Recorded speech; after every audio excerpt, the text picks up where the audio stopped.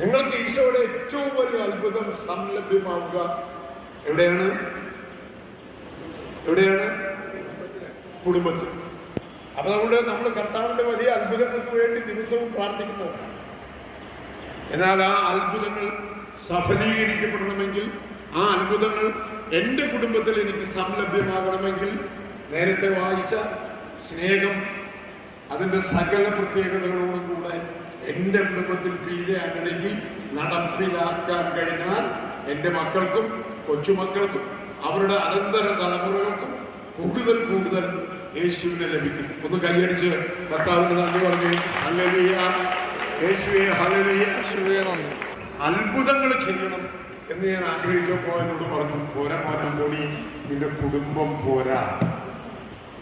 അപ്പൊ ഞാൻ പറഞ്ഞു, അവിടെ കർത്താവേ കുടുംബത്തിന്. അപ്പൊ ഈശ്വരനോട് പറഞ്ഞടാ മോനെ, ഞാൻ